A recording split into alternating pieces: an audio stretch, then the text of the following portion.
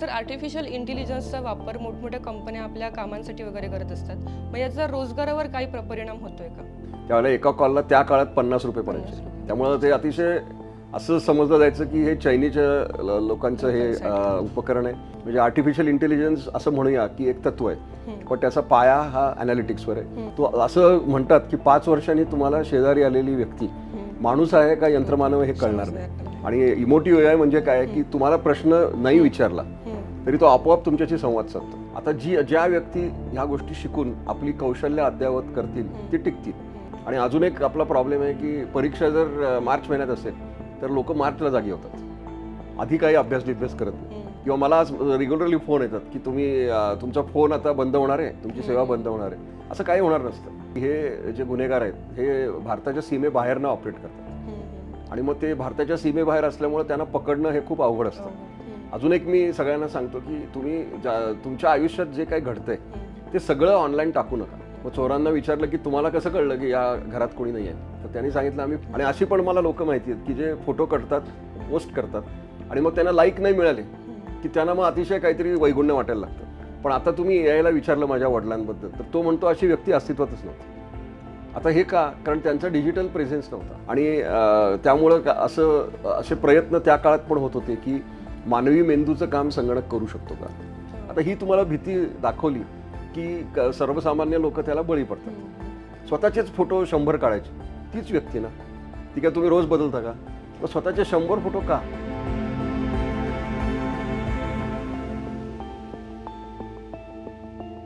नमस्कार, Neura publication हाऊसच्या YouTube चॅनलमध्ये मी प्रियांका सावळ तुमचं स्वागत करते. आपल्या यूट्यूब चॅनलवर आपण वेगवेगळ्या लेखकांची मुलाखती पाहिल्या असतील. आमच्या न्यूरा पब्लिकेशन हाऊसचे तुम्ही पुस्तकं देखील वाचत असाल. तर आता नवीन एक पुस्तक न्यूरा पब्लिकेशनचं प्रकाशित झालेलं आहे. ते म्हणजे डिजिटल युग AI 2025++. हे ते पुस्तक आहे. तर डॉक्टर दीपक शिकारपूर सर आज आपल्यासोबत आहेत. तर नमस्कार सर, मी आपलं स्वागत करते आमच्या चॅनलमध्ये.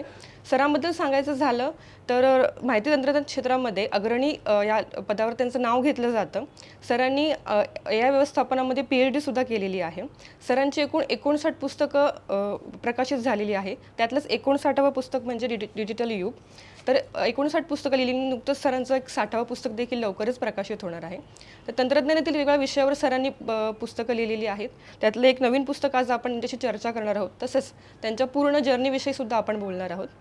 तर नमस्कार सर. नमस्कार सर, मला पहिला प्रश्न असा विचारावा वाटतो की तुमची 59 पुस्तकं आतापर्यंत आली आणि त्यातली तंत्रज्ञानाशी रिलेटेड सगळी पुस्तकं होती. तर पहिलं पुस्तक कुठलं होतं आणि आता 60वं पुस्तक कोणतं येणार आहे आणि कुठल्या विषयावर तुम्ही लिखाण केलं आहे, हा पूर्ण तुम्ही थोडक्यात प्रवास कसा सांगाल?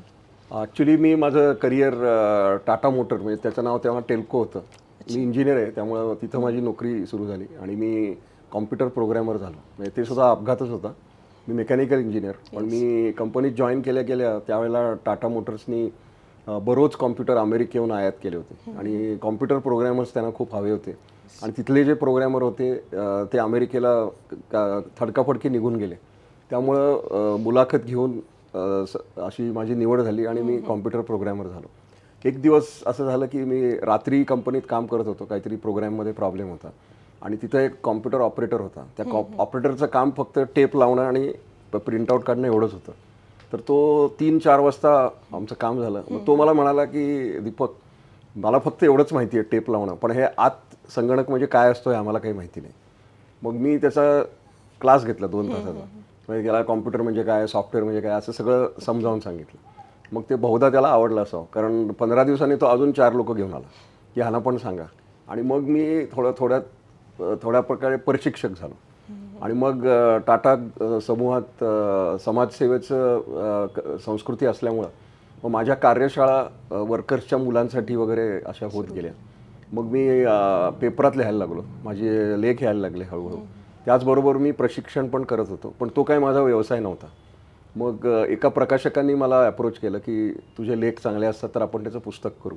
असं करून सुमारे 28 वर्षापूर्वी राज्य उद्याचे संगणकाचे हे माझं पहिलं पुस्तक आलं. त्यावेळेला मला वाटलं नव्हतं की 60 पुस्तकं होतील 30 वर्षात, पण ते पहिलं पुस्तक आलं. मी अपघातानंच लेखक झालो. आणि मग नंतर हळूहळू मला ते टेक्निक सापडलं, कारण मी सर्व माझी पुस्तकं मराठीमध्ये आहेत. कारण मला लक्षात आलं की समाजामध्ये असे अनेक व्यक्ती आहेत की ज्यांना इंग्रजी येत नाही किंवा आवडत नाही आणि त्यांना मातृभाषेत विचार व्यक्त व्हायला आवडतात. म्हणून मी हे काम सुरू केलं आणि यामुळं आता विषय मिळत जातात, कारण हे तंत्रज्ञान अतिशय वेगानं बदलतं आणि ते पुस्तक आता रेलेव्हंट नाही, कारण ते त्या काळच्या युगासाठी संबंधित होतं.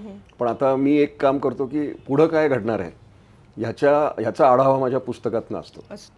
मग सर, तुम्ही आता म्हणालात की तेव्हाचं तुम्ही जे काम करत होतात ते संगणकाचं टेप लावणं असो किंवा जे असेल ते, मग तेव्हा ते संगणक आलं, त्यानंतर आता इंटरनेट आलेलं आहे, त्यानंतर सोशल मीडियामध्ये आपण जास्त मार्केटिंग वगैरे करतो. मग हा जो 50 वर्षाचा कालावधी होता त्यामध्ये कशा प्रकारे बदल होत गेले, कशा प्रकारची प्रगती आपल्याकडे घडली, त्याबद्दल काय सांगा? हे बदल तंत्रज्ञान हे अतिशय अद्ययावत होतं. म्हणजे मी अतिशय प्रभावित झालो 2 पुस्तकांमुळे, दोन्ही इंग्रजीमध्ये. एक अल्विन टॉफलर नावाचा एक लेखक आहे अमेरिकन, त्याचं फ्युचर शॉक म्हणून एक पुस्तक आहे, ते अजून येते अफलातून आहे. आणि दुसरं म्हणजे बिल गेट्सनी business at the speed of thought म्हणून एक इंग्रजीत पुस्तक लिहिलं. या 2 पुस्तकांनी मला खूप प्रभावित केलं आणि त्या दोन्ही पुस्तकात जगात पुढं काय होणार आहे हे माहिती तंत्रज्ञानाच्या दृष्टीनं केलं होतं. पण अजून एक गोष्ट मला इथं नमूद करावीशी वाटते की मी सोलापूरला माझं बऱ्यापैकी शिक्षण झालं. माझे वडील त्यावेळेला सोलापूरला होते आणि आम्हाला 8वीमध्ये बालभारतीमध्ये एक धडा होता, जेट युगातील मराठी माणूस. त्याचे लेखक होते शंतनुराव किर्लोस्कर. तोपर्यंत मला असं वाटत होतं की आपण वडिलांसारखं सरकारी अधिकारी व्हावं, BCom वगैरे काहीतरी करावं. पण त्या शंतनुरावांच्या लेखांनी माझ्या दृष्टी बदलली आणि मी इंजिनियर झालो. आणि शंतनुरावांनी सुद्धा त्या काळामध्ये जग कसं बदलणार आहे, कारखाने कसे येणार आहेत, विमानं येणार आहेत, त्यांना ते जेट युगातील हे होतं. त्यावेळेला त्यांना संगणक वगैरे असे शब्द नव्हते, पण गोष्टी आपोआप होतील अशा अनेक गोष्टी त्याच्यात होत्या. तर ह्या गोष्टींचा खूप प्रभाव पडला माझ्यावर. आणि तंत्रज्ञान हे सतत बदलत राहतंय. म्हणजे पूर्वी मोठे संगणक होते, मग त्यांचा आकार कमी कमी होत गेला, त्यांची शक्ती वाढली आणि खरी क्रांती संगणक तंत्रज्ञानात आली ती मोबाईल फोनमुळे. म्हणजे 25 वर्षापूर्वी मोबाईल फोन खूप मोठे होते, महाग पण होते आणि एक कॉल तुला कदाचित तुझ्या जन्माच्या वेळेलाच हे सुरू झालं, त्यावेळेला एका कॉलला त्या काळात 50 रुपये पडायचे. त्यामुळं ते अतिशय असं समजलं जायचं की हे चैनीच्या लोकांचं हे उपकरण आहे आणि अतिश्रीमंत लोकच वापरू शकतात. पण तिथं पण क्रांती झाली. धीरूभाई अंबानींनी सांगितलं कर लो दुनिया मुठ्ठी में, आणि त्यांनी अशी दृष्टी केली होती की पोस्टकार्डपेक्षा मोबाईल फोन कॉल स्वस्त असते. आणि मग अनेक गोष्टी घडल्या. मोबाईल फोनची क्षमता वाढत गेली, मग 1G आलं, मग 2G आलं, आता 5G येणार आहे. आणि ह्यामुळं कसं झालं की 3 गोष्टी वेगवेगळ्या प्रकारे घडल्या. एकतर संगणकाचा आकार कमी कमी होत गेला, नंतर डिजिटल उपकरणांचं एकत्रीकरण झालं. म्हणजे आता इथं कॅमेरा आहे, पण आता आपल्या मोबाईल फोनमध्ये अतिशय शक्तिशाली कॅमेरा आहे आणि त्यामुळं वेगळा कॅमेरा बरेच लोक घेत नाहीत, त्यांना त्याची गरज पण भासत नाही. आणि इंटरनेटमुळं काय झालं की संवादाची क्षमता अतिशय गतिशील झाली आणि ती पण वाढत चाललेली आहे. तर खूपच तुम्ही छान पद्धतीने आपल्याला समजवलं की गेल्या 50 वर्षात जी प्रगती झाली ती किती महत्त्वाची आहे आपल्यासाठी आत्ता देखील. सर, मग आत्ताच्या जमान्यात आपण बघतो की मशिनरीज खूप वाढत चालल्यात वेगाने, त्याचा वापर खूप वाढत चालला आहे. मग आता रोबोटिक्स देखील आपल्याकडे वाढत चाललेला आहे. मग रोबोटिक्स आणि इमोटिव्ह रोबोटिक्स जे आहे त्यांचा समाजावर कसा वापर होतो आणि काय परिणाम त्याचे होणार आहेत? आता जो आपला मूळचा विषय आणि ज्या विषयावर हे पुस्तक लिहिलेलं आहे ते म्हणजे आर्टिफिशियल इंटेलिजन्स, कृत्रिम बुद्धिमत्ता.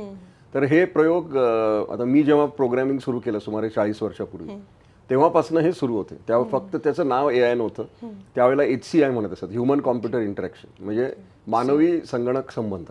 आणि मी जेव्हा प्रोग्रॅमिंग सुरू केलं तेव्हा डम टर्मिनल असायची, म्हणजे जसं टाईपरायटर असतं तसं. त्यावेळेला पर्सनल कॉम्प्युटर नव्हता, माऊस नव्हता, काही नव्हतं. मग नंतर 3-4 वर्षानंतर म्हणजे 88-89 मध्ये हे आलं, पर्सनल कॉम्प्युटर आला, माऊस आला. मग आपल्याला सरफेस कॉम्प्युटिंगमुळं संगणकाला हात लावता आला, स्पर्शज्ञान त्याला येत गेलं. आणि त्यामुळं असे प्रयत्न त्या काळात पण होत होते की मानवी मेंदूचं काम संगणक करू शकतो का. निर्णय क्षमता जी असते मानवामध्ये ती बऱ्याच प्रकारे संगणकाकडे हळूहळू हस्तांतरित होत चाललेली आहे आणि ते प्रयोग सुरूच झाले. मग अनेक गोष्टी घडल्या, क्लाउड कॉम्प्युटिंग आलं, सर्व्हर्स आले आणि रिमोट इन्फ्रास्ट्रक्चर मॅनेजमेंट आलं. आणि गेल्या 3 वर्षात ह्या AI क्रांतीचा सगळीकडे बोलाबाला आहे. पण ह्याच्यावर प्रोग्रॅमिंग आणि ह्या सर्व गोष्टी आधीपासूनच सुरू आहेत. AIचा पूर्ण पाया जो आहे तो डेटा ॲनालिटिक्सवर आहे. डेटा ॲनालिटिक्स म्हणजे माहितीचं पृथक्करण. तर आता तुम्हाला माहिती आहे की डिजिटल माहिती सर्वत्र आहे आणि ती जागतिक असते आणि त्याचं पृथक्करण करून नवीन पॅटर्न्स आणि प्रवाह शोधायचे आणि त्या प्रवाहाचा वापर करून त्याचबरोबर इतिहासात त्या व्यक्तीने केलेल्या गोष्टी किंवा त्या उद्योगाने केलेल्या गोष्टी या पण अनालाइज करायच्या आणि मग त्यामुळं तर्कशास्त्रावर म्हणजे लॉजिकली पुढचं कन्क्लुजन म्हणजे निष्कर्ष काढायचा. आता हे जे मी तुम्हाला सांगतोय हे आपला मेंदू सतत करत असतो आणि मग त्याच्यात एक प्रतिक्षिप्त क्रिया म्हणून एक असतं म्हणजे ज्याला आपण असं म्हणूया की एखादा आपल्याला अनुभव मिळतो आणि मग आपोआप गोष्टी घडतात. म्हणजे आता साधं उदाहरण सांगायचं तर गरम भांड्याला जर तुम्ही हात लावला तर तुम्हाला भासतं, पण सर्व व्यक्तींनी लहानपणी त्याला कधीतरी हात लावलेला असतो कारण त्यांना त्यावेळेला हे माहिती नसतं की गरम भांड्याला हात लावला की भासतं. पण जेव्हा आपल्या मेंदूला कळतं की गरम भांड्याला हात लावला की भासतं तेव्हापासून मग प्रतिक्षिप्त क्रिया म्हणजे काय की आपण बघतो की कुठली गोष्ट गरम नाही आहे ना, तर ह्याला म्हणतात अनुभव. तर हे संगणक असंच करतो की तो गोष्टी शिकत जातो, निष्कर्ष काढतो आणि जसा जसा त्याचा डेटाची क्वालिटी वाढत जाते तसे तसे त्याचे निष्कर्ष पण जास्तीत जास्त चांगले होत जातात आणि हे असे प्रयोग सुरू आहेत सगळीकडे. आता तुम्ही जो दुसरा प्रश्न विचारला इमोटिव्ह एआयचा आणि रोबोटिक्सचा, तर हे सगळं एकत्र आहे. म्हणजे आर्टिफिशियल इंटेलिजन्स असं म्हणूया की एक तत्व आहे पण त्याचा पाया हा अनालिटिक्सवर आहे. रोबोटिक्स ही एक गोष्ट आहे की जी ज्याला यंत्रमानव आपण म्हणतो की ती मानवासारखी असते आणि आता तो यंत्रमानव मानवासारखं करायचे पण प्रचंड मोठ्या प्रमाणात सुरू झाले. म्हणजे मानवासारखीच त्याची स्किन कातडी असेल. तो असं म्हणतात की 5 वर्षांनी तुम्हाला शेजारी आलेली व्यक्ती माणूस आहे का यंत्रमानव हे कळणार नाही. आता मानव आणि यंत्रमानवाला आत्तापर्यंत फरक काय होता तर यंत्रमानव हा दिलेलं काम फक्त करायचं सांगकाम्या होता, त्याला विचार करायची क्षमता नव्हती आणि मानवी भावभावना नव्हत्या. पण आता आर्टिफिशियल इंटेलिजन्सनं इमोटिव्ह एआय हे तंत्रज्ञान आणलेलं आहे आणि त्यामुळं मानव जसा भावभावना व्यक्त करतो त्या भावभावना सुद्धा आपल्याला संगणकामार्फत करता येतील का. आणि मग त्याच्यात अजून एक तंत्रज्ञान आहे त्याला जनरेटिव्ह एआय म्हणतात.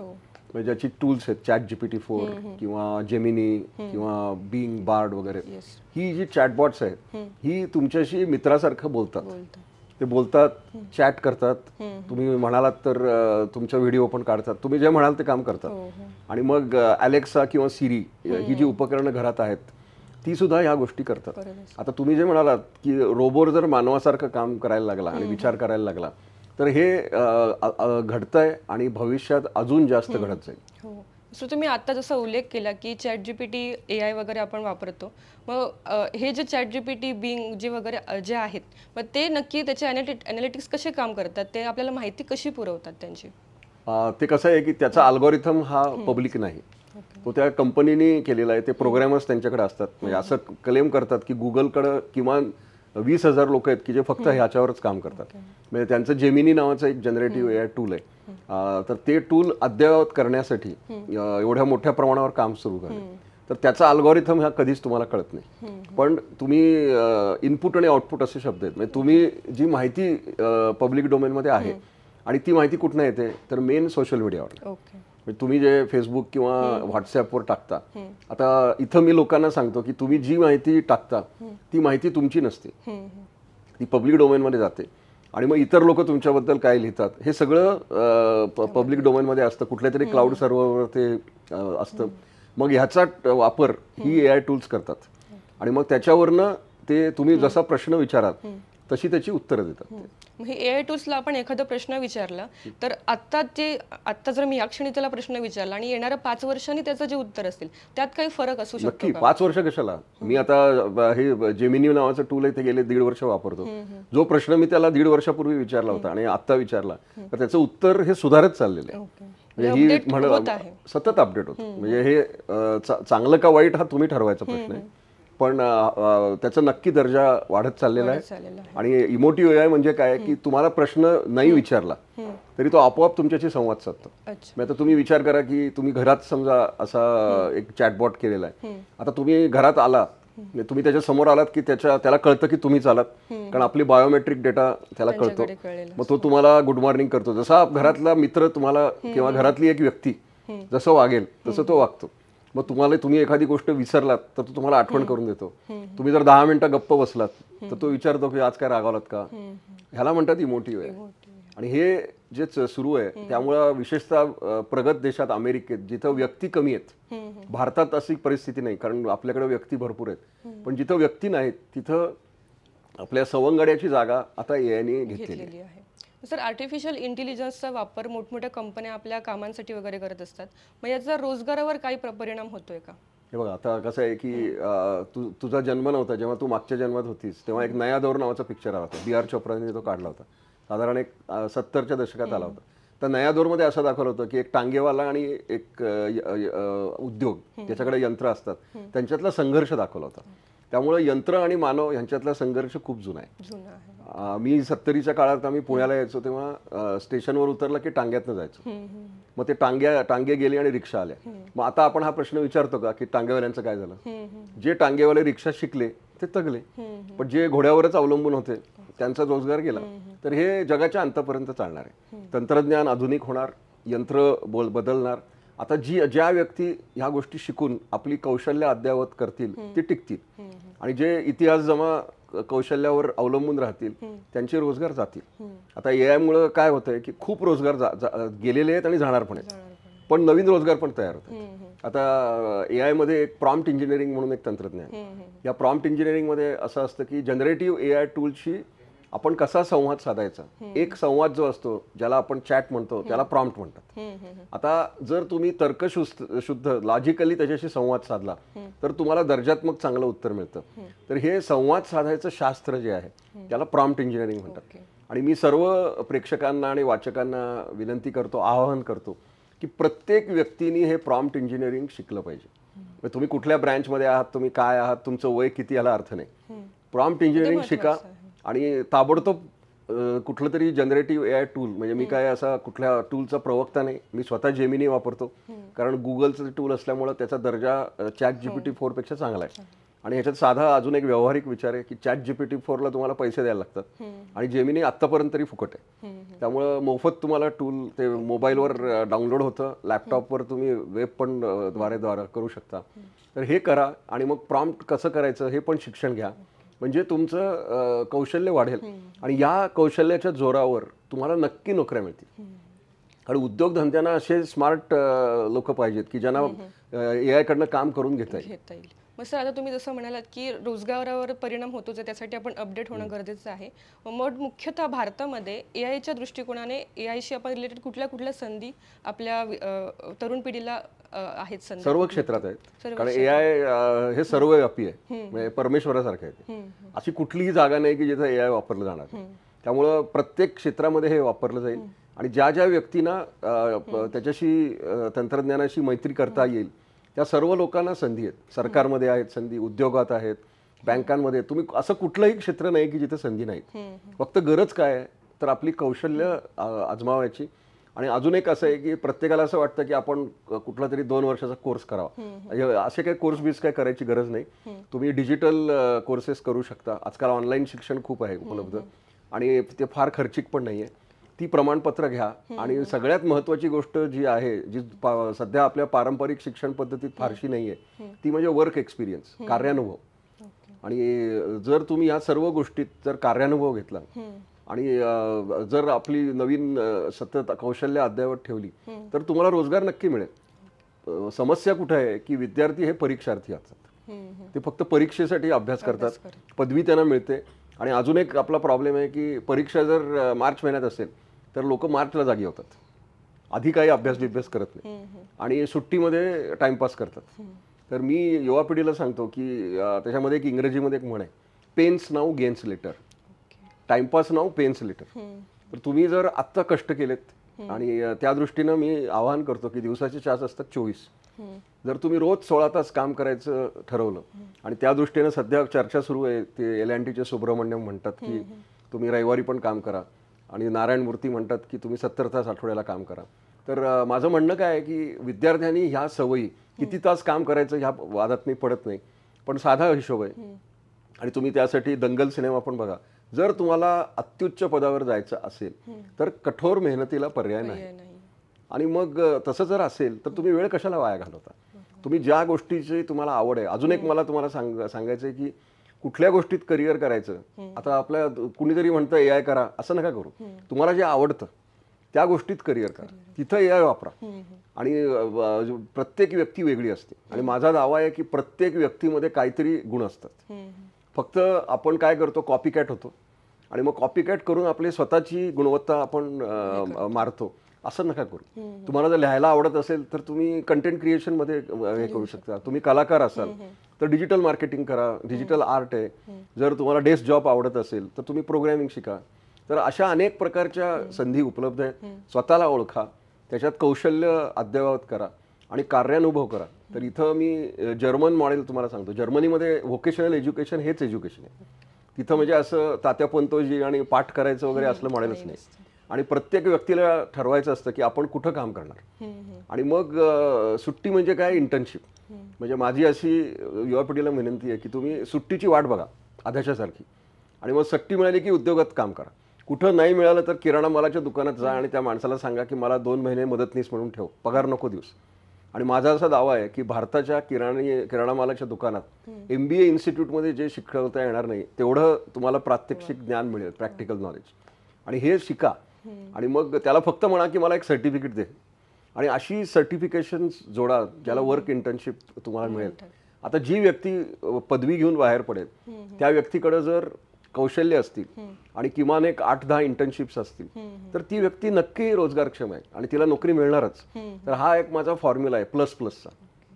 जी तुमची पदवी आहे, BE आहे, BCom आहे, जी काय असेल त्याला ++ करा. पहिला प्लस हा कौशल्याचा, म्हणजे ज्याच्यामध्ये सॉफ्ट स्किल्स आणि हार्ड स्किल्स आहेत. आणि दुसरा प्लस आहे तो कार्यानुभव. सर, तुम्ही आता खूपच उत्कृष्ट मार्गदर्शन केलं आपल्या युवा पिढीला.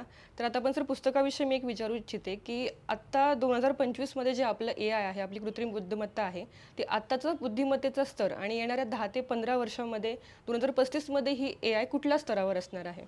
एकतर मी ज्योतिषी नाहीये आणि मी जास्तीत जास्त 2 ते 3 वर्षाचंच तर्क लावू शकतो. कारण हे इतक्या वेगाने बदलतंय की 10 वर्षांनी काय होईल हे मला आता सांगता येणार. पुस्तकामध्ये काही गोष्टी नमूद केलेल्या आहेत, अंदाज आहेत ते शेवटी. की एक म्हणजे ड्रायव्हरलेस कार्स म्हणून एक तंत्रज्ञान आहे, किंवा सगळीकडे जर रोबो यायला लागले आणि त्यांची विचार क्षमता वाढली.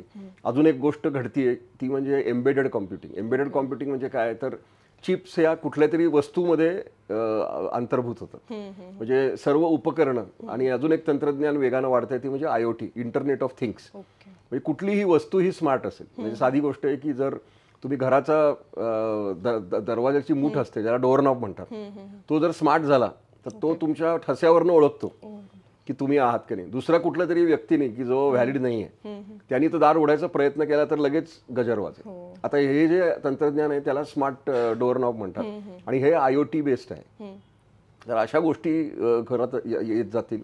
आपल्या घरातली प्रत्येक गोष्ट ही स्मार्ट असेल. म्हणजे फ्रीज स्मार्ट असेल, मायक्रोवेव्ह स्मार्ट असेल, वॉशिंग मशीन स्मार्ट असेल. आणि ते आत्ता कसं आहे की ते डंब असतं, म्हणजे एका विशिष्ट प्रकारे ते काम करतं, त्याच्यात निर्णय क्षमता नसते. पण ह्या सगळ्या गोष्टीत निर्णय क्षमता आली की सर्व आपल्या जीवन जगायच्या कल्पना बदलतील आणि बरेच निर्णय ह्या गोष्टी आपोआप होण्यामुळे या चांगल्या गोष्टी पण आहेत. तुम्हाला सुरक्षित वाटेल. आता कसं वाटतं की आपण एकटे आहोत, मग आपल्यावर हल्ला होईल असं वगैरे. पण ह्या सगळ्या स्मार्ट उपकरणं आपल्या बरोबर असतील तर आपल्याला वाटेल की ठीक आहे बाबा, मी एकटा जरी असलो तरी माझ्यावर वास ठेवणारी उपकरणं आहेत. आणि त्यामुळं ह्या सर्व तंत्रज्ञानाचा विशेषतः एकटे जे लोक राहतात त्यांनी ह्या स्मार्ट घराचं तंत्रज्ञान वापरलंच पाहिजे. म्हणजे त्याचा सर्वांनाच त्याचा फायदा होईल. ओके सर, आपण जेव्हा इंटरनेट किंवा AI सारख्या टूल्स जेव्हा वापरतो तेव्हा डाटा आपल्याला तिकडे प्रोव्हाइड करावा लागतो. आणि मुख्यतः मोठमोठ्या कंपनीज ज्या असतात तिथे त्यांच्याकडे तर भरपूर डाटा कॉन्फिडेन्शियल सुद्धा असतो. मग या डाटा प्रायव्हसीवर काही इफेक्ट पडू शकतो का? काही चुकीची इन्फॉर्मेशन किंवा एखाद्याचा चुकीचा वापर देखील केला जाऊ शकतो का? हा वेगळा प्रश्न आहे. कारण हा प्रश्न येतो त्याच्यामध्ये सायबर गुन्हेगार असतात. हा आता प्रश्न जो आहे की तुम्ही माहितीचा गैरवापर कराल का. आता तो गैरवापर होतो. कारण कसं आहे की गुन्हा ही एक भावना आहे आणि ती आदिमानवाच्या काळापासून आहे. गुन्हे तेव्हापासून पण घडत होते. तुम्ही अगदी महाभारताचा विचार केला, रामायणात सुद्धा एक रावण आहे, महाभारतात सुद्धा कौरव आहेत. म्हणजे हे कोण होते, त्यांचे विचार आपल्या विचारांपेक्षा वेगळे होते आणि त्यांना काहीतरी सनसनाटी करायचं होतं. आता हे सायबर गुन्हेगार असेच असतात. ते तुझ्या माझ्यासारखे शिकलेले असतात. म्हणजे पूर्वी कसं आपल्या लहानपणी गुन्हेगार ह्याची एक कल्पना असायची. मी ती व्यक्ती एक चाचा, मग ते असं डोळ्याला काहीतरी काळं लावायचं, अशी व्यक्ती म्हणजे गुन्हेगार. तर आता हे स्वरूप सगळं बदललेलं आहे. हे व्हाईट कॉलर क्रिमिनल जे असतात ते तुमच्या आमच्या सारखेच असतात, शिकलेले असतात, फक्त त्यांना माहितीचा गैरवापर करायचा असतो, त्याच्यात आर्थिक त्याला लोभ असतो किंवा कुठल्या तरी व्यक्तीवर राग असतो आणि मग त्या रागाचं रूपांतर गुन्ह्यात होतं. आणि मग त्या व्यक्तीला त्रास देण्यासाठी एकतर काय की शारीरिक इजा करणं, जसं 2 दिवसापूर्वी येरवड्याच्या मॉलमध्ये एका माणसाने एका मुलीवर हल्ला केला आणि ती गेली. आता हा एक हल्ला करायचा, हा भौतिक हल्ला झाला. पण जर सायबर हल्ला म्हणजे काय, तर त्या व्यक्तीला त्रास द्यायचा, त्याचं अकाउंट हॅक करायचं, बँकेतनं पैसे उडवायचे, आणि ह्या प्रकारच्या कल्पना अतिशय वेगानं बदलत आहेत. सध्याचा अतिशय लोकप्रिय गुन्हा म्हणजे डिजिटल अरेस्ट. हा डिजिटल अरेस्ट म्हणजे काय, तर तुम्हाला भीती घालतात, तुम्हाला असं दाखवतात की तुम्हाला कुठल्या तरी सरकारी यंत्रणेने पकडलेलं आहे, काही नाहीतरी तुमच्या नावाने एक पार्सल आलं आणि त्याच्यात ड्रग्ज आहेत, तर हे सोडवायचं असेल तर पैसे द्या, असं करून ते तुम्हाला लुबाडतात. आणि खूप पैसे गेल्यानंतर, आणि मला कधी कधी हे पेपरमध्ये वाचल्यावर आश्चर्य वाटतं, अतिशय शिकलेले लोक लाखो रुपये घालवतात त्याच्यावर, आणि त्यांना हा विचार कधी ते करत नाहीत, सारासार विचार, की असं कोणी माणूस का करेल. म्हणजे हे RBI आणि सरकार कायम सांगत असतं, कुठलंही सरकारी खातं तुम्हाला फोनवर सांगणार नाहीत की तुम्ही पैसे भरा, किंवा मला रेग्युलरली फोन येतात की तुम्ही तुमचा फोन आता बंद होणार आहे, तुमची सेवा बंद होणार आहे. असं काही होणार नसतं, आणि तुम्ही जर कुठलं तरी बटन नाही दाबलं तर तुमची सेवा संपेल. आता ही तुम्हाला भीती दाखवली की सर्वसामान्य लोक त्याला बळी पडतात, आणि मग मोठा फ्रॉड होतो, खूप पैसे जातात. आणि ह्याच्यात अजून एक प्रॉब्लेम आहे की हे जे गुन्हेगार आहेत हे भारताच्या सीमेबाहेरनं ऑपरेट करतात, आणि मग ते भारताच्या सीमेबाहेर असल्यामुळे त्यांना पकडणं हे खूप अवघड असतं. आणि त्यामुळं जरी आपली पोलीस यंत्रणा अतिशय सतर्क असली, आणि पुण्यात तर एक सायबर पोलीस ठाणं पण आहे, पण ह्या एकाच गोष्टीमुळं त्यांना गुन्हेगार पकडायची त्यांची प्रक्रिया खूप अवघड आहे. तर त्यासाठी साधी गोष्ट आहे की तुम्हीच थोडेसे सजग व्हा आणि बळी पडू नका अशा गोष्टीला. Okay okay sir. मग आता आपण म्हणू शकतो की सायबर गुन्हेगारी देखील आहेच, पण एक आधुनिक व्यसन देखील आता वाढत चाललेलं दिसते की लहान मुलं मोबाईलच्या आहारी जातात, तरुण मीडिया सोशल मीडियावर सतत ॲडिक्ट असते. मग AI मुळे आधुनिक व्यसन जे आहे ते देखील वाढू शकतं का? वाढलेलंच आहे. मी आता असे मला लोक माहिती आहेत की जे दिवसाच्या 24 तासापैकी 22 तास ऑनलाईनच असतात. ते झोपलेले असतात की नाही मला माहिती नाही, पण ते झोपेत सुद्धा आपलं वर्कस्टेशन ऑन ठेवून झोपतात. तर हा जो अतिरेक आहे, कुठल्याही गोष्टीचा अतिरेक वाईट, मर्यादित प्रमाणात ठेवा, डिजिटल प्रेझेन्स मर्यादित ठेवा. अजून एक मी सगळ्यांना सांगतो की तुम्ही तुमच्या आयुष्यात जे काही घडतंय ते सगळं ऑनलाईन टाकू नका. जे अतिशय महत्वाचं आहे त्याच गोष्टी सांगा, कारण तुम्ही जे काही सकाळी उठल्यापासून रात्रीपर्यंत कराल ती काही रोजनीशी नाहीये. आणि हे तुम्ही लक्षात ठेवा की हा डेटा कुणीतरी बघत असतं, कुणीतरी त्याचं अनालिसिस करतं, आणि मग त्याच्यावर नंतर तुम्हाला फटके बसतात. म्हणजे ही 7 वर्षापूर्वी मी वाचलं, त्यावेळेला मी अमेरिकेत होतो, की तिथल्या पेपरमध्ये बातमी आली होती की एका कुटुंबाच्या घरावर डल्ला पडला आणि रॉबरी झाली, आणि मग नंतर 6 महिन्याने चोर पकडले गेले. मग चोरांना विचारलं की तुम्हाला कसं कळलं की या घरात कोणी नाही आहे, तर त्यांनी सांगितलं आम्ही फेसबुकवर बघितलं की हे लोक पिकनिकला गेलेत, त्यांनी फोटो टाकलेत, आणि आम्हालाही माहिती होतं की हे घर आयसोलेटेड आहे, पण आता हे लोक इथं नाही आहेत, मग चला आपण दरोडा घालूया. आता ही माहिती कशी कळली, तर या लोकांनी टाकले चांगल्या भावनेनं फोटो. तर हे पण तुम्ही स्वतःलाच विचारा की हे सगळं करायची गरज आहे का. कारण अजून एक मी बघतो की आपल्याकडे सेल्फी ॲडिक्ट पण खूप आहेत, स्वतःचेच फोटो 100 काढायचे. तीच व्यक्ती ना ती, काय तुम्ही रोज बदलता का, मग स्वतःचे 100 फोटो का. आणि अशी पण मला लोक माहिती आहेत की जे फोटो काढतात, पोस्ट करतात, आणि मग त्यांना लाईक नाही मिळाले की त्यांना मग अतिशय काहीतरी वैगुण्य वाटायला लागतं. मग मी अशी एक व्यक्ती बघितली की ती फोन करते, मी फोटो टाकलाय लाईक कर. हे काय चाललंय, म्हणजे मूर्खपणा आहे, आणि ह्याच्यात वेळ घालवायचा तुम्ही. आणि मग ह्याच्यात जर तुम्ही तासनतास घालवणार असाल तर मग तुमच्या कामाचं काय, कौशल्याचं काय, रोजगाराचं काय. तर हे अशा गोष्टी करू नका. मग तुम्ही आता सर उत्कृष्टपणे सांगितलंय की आपण स्वतःवरच आळा घातला पाहिजे, त्याच्यावर उपाययोजना म्हणजे काय तर स्वतःवरच आपण कंट्रोल केलं पाहिजे. तर पुढचा प्रश्न माझा असा असेल की पूर्ण भारताच्या दृष्टिकोनाने जर आपण बघितलं, तर पूर्ण जगाच्या दृष्टिकोनाने जर आपण बघितलं तर भारताचं स्तर आर्टिफिशियल इंटेलिजन्सच्या हिशोबाने कुठल्या स्तरावर आहे. आता आपण पाहिलं की सौदी अरेबियामध्ये एका रोबोटला त्यातलं नागरिकत्व सुद्धा मिळालेलं आहे, पण त्या मानाने भारत कुठल्या स्तरावर आपल्याला दिसतो. आपण काय फार मागे नाहीये, कारण शेवटी लक्षात घ्या की जगात जे आता गुगलचं वगैरे मी सांगितलं, गुगल मायक्रोसॉफ्टमध्ये मेजॉरिटी लोक इंडियनच आहेत. त्यामुळे भारतीय लोकांकडे तंत्रज्ञान आहे, भारत देश सुद्धा अग्रेसर आहे आणि जगात तर आपण मोबाईलमध्ये क्रमांक 1 आहोत. आणि हे डिजिटल इंडिया ही मोहीम जी सरकारने केली ती अतिशय यशस्वी झाली. आणि मी तुम्हाला गंमत सांगतो की मी 3 महिन्यापूर्वी एक गणेशोत्सवाच्या काळात एक परदेशी शिष्टमंडळ आलं होतं, तर मी त्यांना 4 तास होस्ट केलं. मग मी त्यांना घेऊन गणपती दाखवत होतो. मग एका ठिकाणी एक पेरूवाला होता, मग मी त्यांना म्हणालो आपण पेरू खाऊया. मग पेरू खाल्ले तर त्या पेरूवाल्याकडे QR कोड होता. तो जपानी नागरिक थक्क झाला आणि तो मला म्हणाला, मी दीपक जगभर फिरतो पण जगामध्ये असं कुठंच नाही की इतक्या तळागाळात डिजिटल इंडिया जे गेलेलं आहे हे आपल्या सरकारचं मी असं म्हणतो प्रचंड यश आहे. आणि त्याच्यामुळे किती गोष्टी सोप्या झाल्यात. आपण पैसे हस्तांतरण पटकन करू शकता, तुम्ही अनेक गोष्टी ऑनलाईन करता, त्यामुळे नागरिकांना सोय खूप झालेली आहे. म्हणजे ह्या डिजिटल इंडिया मोहिमेचा खूप चांगला उपयोग सरकारने केलेला आहे आणि त्यांचं जितकं कौतुक करावं तेवढं कमीच आहे यासाठी. मग पूर्ण आपण जगभरामध्ये त्याच वेगाने चाललेलो आहोत. आपण कुठेही मागे नाही, आपण कुठेही डिजिटल युगाचा अवलंब करण्यात आपण कुठेही मागे नाही. इनफॅक्ट काही गोष्टीमध्ये आपण जगाच्या पुढे आहोत, इतर लोक आपली कॉपी करतात. ही आपल्यासाठी खूपच अभिमानाची गोष्ट असेल. तर सर पुढचा प्रश्न माझा असा आहे की 2045 पर्यंत 45 पर्यंत मानवी बुद्धिमत्तेचं तेवढंच महत्व असेल का, जर कृत्रिम बुद्धिमत्ता एवढी वेगाने पुढे जात असेल तर? आता मी तुला आधीच सांगितलं 10 मिनिटापूर्वी की जर तुम्ही डिजिटल माहिती मर्यादित ठेवली तर त्या AI ला पृथक्करण करायची संधी कमी मिळेल. आणि मग ज्या भावना किंवा ज्या गोष्टी फक्त तुम्हालाच माहिती आहेत, ज्या डिजिटल नाही आहेत, त्या तुम्ही व्यक्त करू शकाल. आणि त्यामुळे काय होईल की AI पेक्षा तुम्ही एक स्तर वर असाल. आणि हे करायचं असेल तर आपल्याला नक्कीच AIचा मदतनीस म्हणून वापर करा. ते तुम्हाला 100% रिप्लेस करू शकणार नाही. मी आता साधं उदाहरण सांगतो की माझे वडील सरकारी अधिकारी होते, ते टेबल टेनिस फेडरेशनचे अध्यक्ष होते, पण त्यांनी कधीही इंटरनेट वापरलं नाही. आणि तो मोबाईल फोन सुद्धा काही वर्ष वापरला तेव्हा ते फक्त फोन म्हणून वापरायचे. पण आता तुम्ही AI ला विचारलं माझ्या वडिलांबद्दल तर तो म्हणतो अशी व्यक्ती अस्तित्वातच नव्हती. आता हे का? कारण त्यांचा डिजिटल प्रेझेन्स नव्हता. तर ज्या गोष्टी डिजिटल नाहीत ते AI ला कळणार नाहीत आणि इथंच यंत्रमानवाच्या किंवा AIच्या पुढे जाऊ शकतो आणि जाईल. ज्या गोष्टी तुम्हालाच माहिती आहेत, ज्या गोष्टी तुमच्या मेंदूमध्ये आहेत, जे AI ला माहिती नाहीत, त्या वापरून तुम्ही चांगल्या दर्जाची कंटेंट करू शकता, चांगले निर्णय घेऊ शकता आणि AIच्याहून पुढे जाऊ शकता. ओके सर, तुम्ही आता सर एक वाक्य यूज केलं की स्मार्ट युजर बना पण तरीही आपला डिजिटल प्रेझेन्स मर्यादित ठेवा. यातून तुम्हाला नक्की काय सांगायचं आहे वाचकांना? ते सांगितलं ना मी तुम्हाला की उठसूट सगळ्या गोष्टी टाकू नका. जी गोष्ट अतिशय महत्वाची आहे तेवढीच फक्त टाका. किंवा असं तुम्ही करा, जे मी पण करतो की जी गोष्ट जगाला कळायला पाहिजे असं मला वाटतं तीच गोष्ट मी सोशल मीडियावर टाकतो. बाकी माझ्या आयुष्यात अनेक गोष्टी घडतात त्या मी सांगत पण नाही कोणाला आणि सोशल मीडियावर टाकत पण नाही.